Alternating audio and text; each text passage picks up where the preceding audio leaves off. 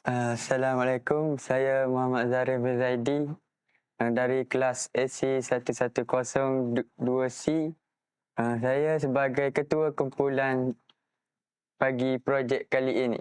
Assalamualaikum warahmatullahi wabarakatuh. Nama saya Amirul Hanif Muhammad Ansari. Saya juga merupakan dari kumpulan yang sama. Saya Muhammad Amar Haikal bin Ruslan. Nama saya Muhammad Aiman Arif bin Muhammad Amin dan saya juga daripada kumpulan CTU ini. Baiklah, pendahuluan bagi AUKU ini ia diwujudkan pada April 1971 dan sebahagiannya berada bawah kuasa perundangan Kementerian Pendidikan Tinggi KPT. Fakta demikian mengandungi peruntukan bagi penubuhan, penyelenggaraan dan pentadbiran universiti dan kolej universiti awam. Susulan peristiwa 13 Mei 1969, Perdana Menteri ketika itu, Tunku Abdul Rahman melaksanakan darurat bagi negara. Universiti ditadbir oleh Ordinan Darurat Kuasa Penting nombor 74 yang akhirnya menjadi asas kepada AUKU. Menteri Pendidikan ketika itu, Hussein On menjelaskan AUKU pada mulanya dimaksudkan sebagai instrumen undang-undang untuk penubuhan universiti di negara ini dan merasmikan hubungan antara kerajaan dan universiti. Sehingga kini, akta itu dipindah sebanyak 7 kali. Secara umumnya, objektif kajian adalah untuk menyelidik keberkesanan penerusan AUKU 1971 terhadap pelajar-pelajar institusi pengajian tinggi di Malaysia. Objektif kajian ini dilakukan bermula dengan mengenal pasti konsep umum yang dilakukan dalam AUKU 1971 seperti definisi dan tujuan AUKU 1971 yang diusulkan dan membincangkan keberkesanan pemantapan etika dan pembangunan sasiah mahasiswa melalui penerusan AUKU 1971 yang berlaku di antara pelajar-pelajar di Malaysia. Objektif kajian pertama ialah mengenal pasti konsep umum yang dinyatakan di dalam AUKU 1971 seperti definisi dan tujuan AUKU 1971 yang telah diusulkan oleh pihak kerajaan Malaysia ketika itu. Hal ini untuk memahami dan mempelajari apa itu AUKU 1971 dengan memahami konsep umum yang ada pada AUKU 1971. Hal ini dilakukan dengan cara mengkaji definisi dan tujuan yang telah kerajaan Malaysia usulkan untuk pelajar-pelajar institusi pengajian tinggi di Malaysia. Kesan daripada mengenal pasti konsep umum AUKU 1971 ini ialah kami memahami apa tujuan kerajaan Malaysia mengusulkan AUKU 1971 dan mengapa AUKU 1971 diusulkan terhadap pelajar-pelajar institusi pengajian tinggi.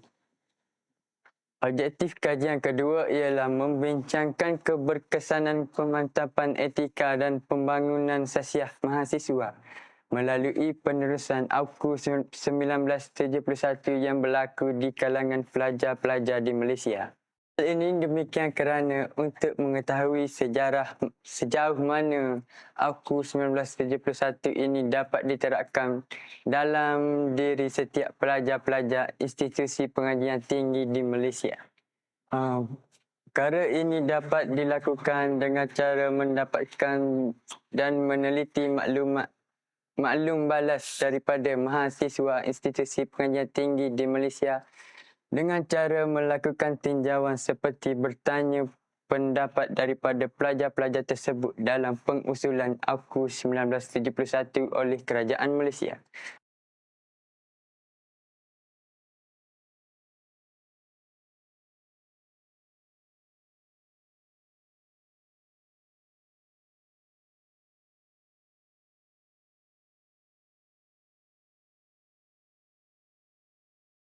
Sekarang kita akan melihat kepada literasi kajian 51. AUKU 1971 atau dikenali sebagai Akta Universiti dan Kolej Universiti 1971 digubal khusus untuk individu yang berkaitan dengan universiti atau kolej universiti. Akta ini telah diperkenalkan oleh Perdana Menteri Malaysia kita yang ketiga, iaitu Yang Amat Berbahagia Tun Hussein On. Berdasarkan Prof. Madia Dr. Zulkifli Hasan dalam artikel Tinta Minda yang telah ditulis secara atas talian, beliau berpendapat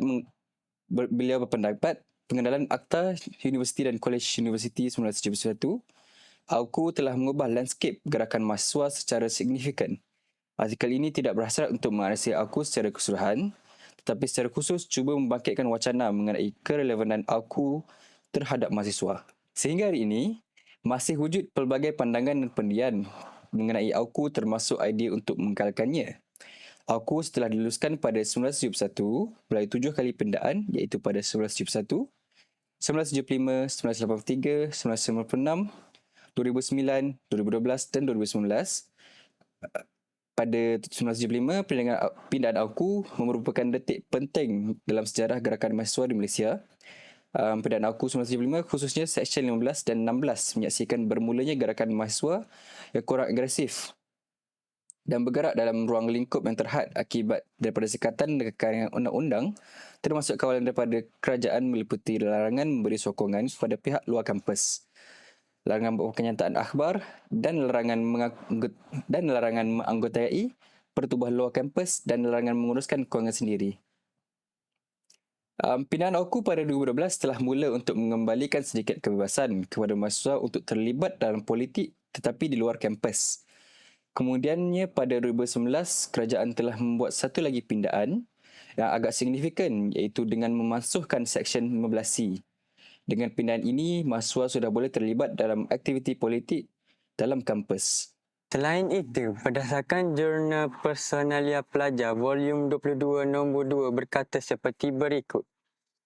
Mahasiswa dan politik tidak dapat dipisahkan. Semangat nasionalisme yang tinggi di kalangan mahasiswa sekitar tahun 1960-an dan 1970-an mendorong mereka untuk bergiat aktif dalam politik. Tambahan pula, pada waktu itu tiada undang-undang yang khusus yang menghalang kegiatan politik di kalangan mahasiswa. Tapi keadaan sangat berbeza pada masa kini. Keterlibatan mahasiswa pengajian tinggi dalam politik adalah tertakluk kepada Akta Universiti dan Kolej Universiti 1971. Pelbagai kajian literatur telah membahaskan bahawa mahasiswa dilihat telah terkesan dengan kewujudan AUKU 1971 ini, di mana ruang mahasiswa bersuara dan terlibat dengan politik menjadi terbatas. Dikhawatiri mahasiswa tidak cakna dan cetek tentang ilmu politik. Politik kampus dilihat sebagai medan terbaik untuk melahirkan golongan intelek muda yang matang dan berwawasan. Maka dengan ini, satu kajian telah dijalankan bagi mengenal pasti tahap pengetahuan dan penyertaan mahasiswa terhadap politik. Di samping itu juga kajian ingin melihat impak politik kampus terhadap kehidupan mereka. Berdasarkan apa yang dinotahkan di dalam Jurnal Personalia Pelajar, politik dan mahasiswa terbatas dengan kewujudan AUKU 1971. Kebolehan bersuara mereka terbatas dan dikhawatiri mahasiswa kurang terdedah dengan ilmu politik menyebabkan mereka kurang cakna akannya. Akhir sekali, menurut keratan rencana daripada Nabalu News.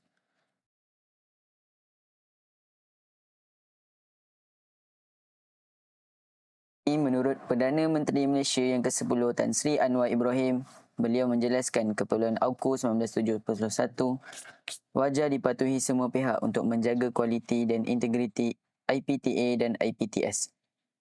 Beliau turut menekankan walaupun perkara ini akan diteliti semula oleh Menteri dengan Ketua Setiausaha Kementerian, Pendidikan Tinggi harusnya ada akta pengawalan IPTA dan IPTS. Mungkin berbeza sama ada digabung atau digarap, tiada pandangan keras oleh beliau.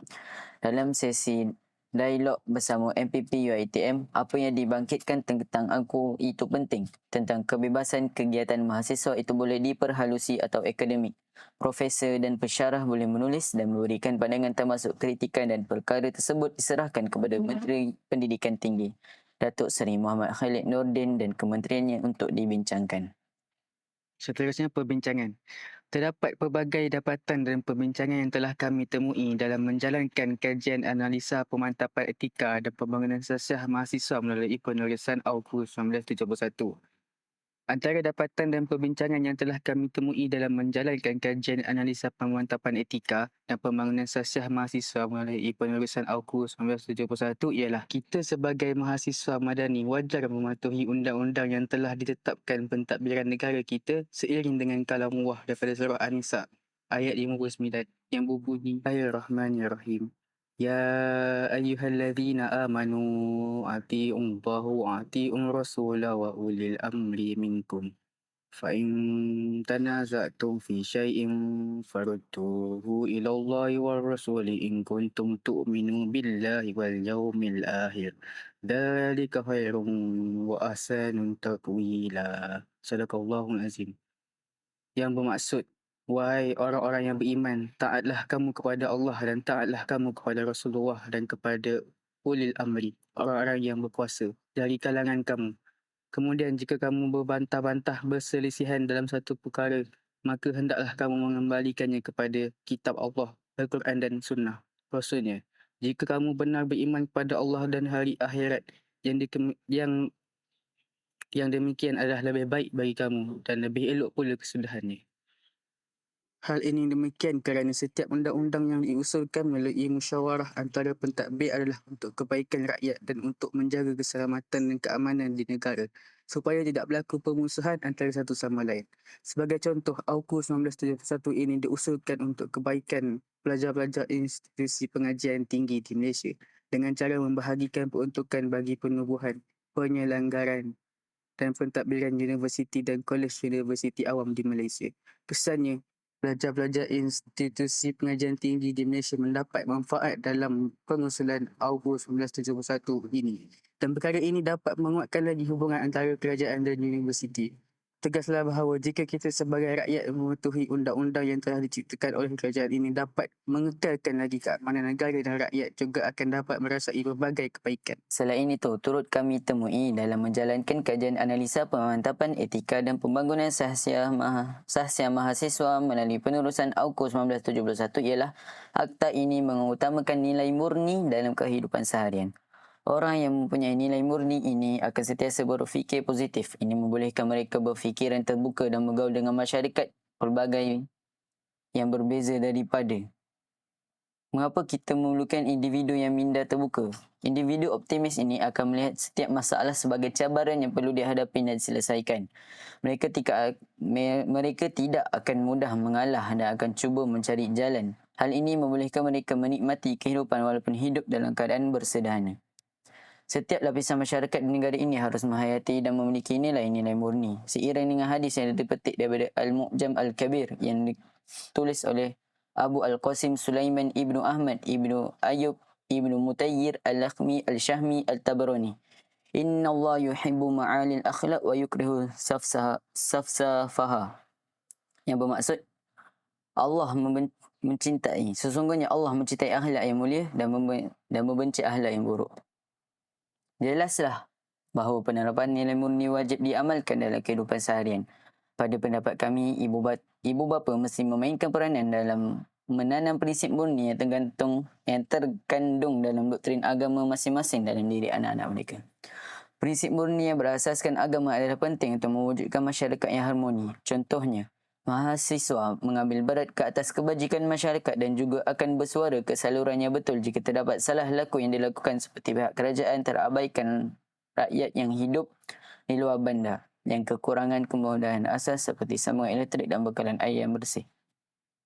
Kesan yang dapat kita lihat ialah perkara tersebut dapat memenuhi keperluan dan permintaan masyarakat yang terabai.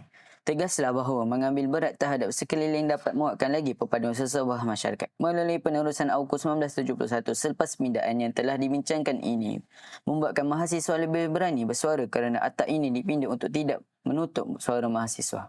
Perkara ini turut membina pelajar yang boleh berkembang menjadi individu yang berilmu dalam berkata-kata dan berkualiti tinggi.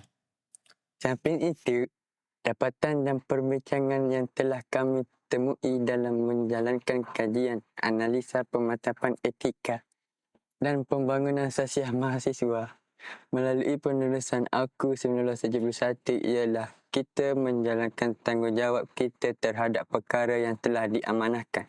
Hal ini demikian kerana orang di sekeliling kita telah meletakkan kepercayaan terhadap kita dalam melaksanakan tugas yang telah diamanahkan. Contoh yang dapat kita lihat ialah kerajaan telah melaksanakan tanggungjawab mereka iaitu memberikan peruntukan bagi penubuhan penyelenggaraan dan pentadbiran universiti dan kolej universiti awam di dalam Aku 1971. Kesan daripada amalan menjalankan tanggungjawab yang telah diamanahkan ialah orang sekeliling akan lebih yakin dan percaya mereka akan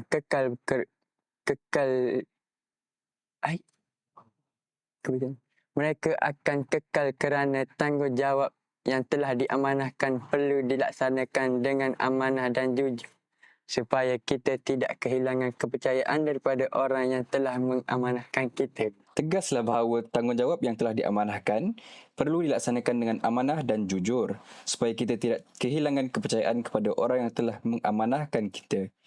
Sesuai dengan hadis yang dipetik daripada riwayat Tirmizi yang berbunyi adil amanah ila man i'tamanaka wala takhun man khanaka, yang bermaksud tunaikanlah amanah kepada orang yang mempercayaimu dan janganlah engkau mengkhianati orang yang mengkhianatimu.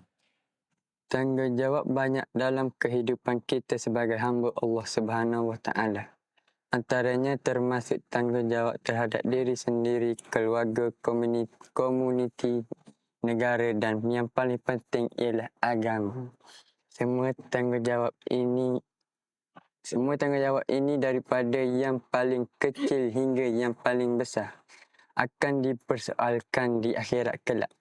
Untuk memenuhi keperluan remaja, mendedahkan lagi mereka dengan nilai-nilai kepimpinan, jawatan kuasa seperti jawatan kuasa pembangunan insan remaja yang boleh ditubuhkan. Jawatan kuasa ini bertanggungjawab untuk merancang dan menyusun program seperti kem motivasi dan program jati diri. Jika terdapat persefahaman dan persetujuan yang kukuh sesama sendiri di kalangan mahasiswa, program ini berjaya dilaksanakan. Selain itu, kita bertanggungjawab mengelak daripada menyakiti sesama sendiri untuk memastikan kebajikan kita bersama. Semua orang harus berhati-hati dengan apa yang mereka lakukan sama ada melalui perbuatan. Semua orang harus berhati-hati dengan apa yang mereka lakukan, sama ada melalui perbuatan lisan atau percakapan mereka, kerana percakapan kasar boleh merosakkan hati seseorang yang akan kekal bersama mereka untuk masa yang lama. Kerajaan Malaysia turut memainkan peranan dalam konteks tanggungjawab mereka terhadap rakyat. Contoh yang kita lihat ialah kerajaan telah melaksanakan tugas mereka iaitu dengan memberikan peruntukan bagi penubuhan penyelenggaraan dan pentadbiran universiti dan kolej universiti awam yang termaktub di dalam Aku 1971. Kesan daripada kerajaan menjalankan tanggungjawab yang telah diamanahkan kepada mereka, rakyat akan lebih yakin dan kepercayaan mereka akan bertambah sekiranya perkara yang mereka diamanahkan dilaksanakan dengan baik dan sempurna. Tegaslah bahawa tanggungjawab yang telah diamanahkan perlu dilaksanakan dengan amanah dan jujur supaya kita tidak kehilangan kepercayaan daripada orang yang telah mengamanahkan kita.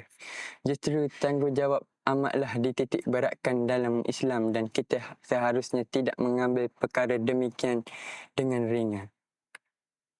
Akhir sekali, dapatan dan perbincangan yang telah kami temui dalam menjalankan kajian analisa pemantapan dan etika dan pembangunan sasih mahasiswa melalui penerusan Aku 1971 ialah dapat mengekalkan perpaduan antara satu sama lain. Hal ini demikian kerana hubungan silaturahim dapat dieratkan dan perkara ini dapat mengekalkan perpaduan di negara kita. Perpaduan adalah salah satu komponen yang paling penting untuk mengekalkan keharmonian dalam masyarakat yang terdiri daripada orang yang berbilang kaum dan agama. Negara yang aman dan harmoni ini akan menjadi mundur jika kita berpecah atau berteringkah antara satu sama lain. Pertikaian akan menyebabkan ketidakstabilan ekonomi yang akan menjejaskan kemajuan negara.